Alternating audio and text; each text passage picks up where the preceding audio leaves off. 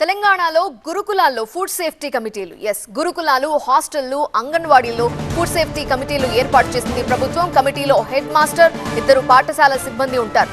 Food safety committee భోజనం రుచి చూసిన తరువాతే విద్యార్థులకు వడ్డించాలి ఆ భోజనం అని ప్రభుత్వం ఆదేశం జారీ చేసింది.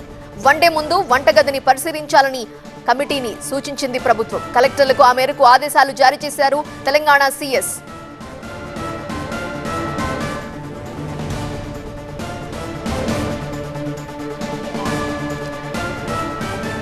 వరుసగా ప్రభుత్వ హాస్టల్స్ లో ఫుడ్ పాయిజన్ ఘటనలు జరుగుతున్న నేపథ్యంలో ప్రభుత్వం సీరియస్ యాక్షన్ కి రెడీ అయింది. కమిటీలు వేసింది.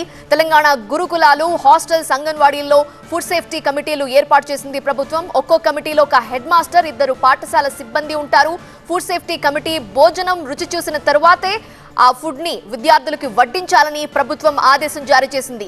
వండే ముందు కూడా వంటగదిని ఆ కమిటీ పరిశీలించాలి. ఆ తర్వాత భోజనం సిద్ధపరిచిన తర్వాత ఆ రుచి చూసిన తర్వాతే విద్యార్థులకి భోజనం వడ్డించాలని ప్రభుత్వం ఆదేశాలు జారీ చేసింది. ఆ మేరకు కలెక్టర్లకు ఆదేశాలు వెళ్లాయి. తెలంగాణ సీఎస్ ఈ మేరకు ఆదేశాలు జారీ చేశారు.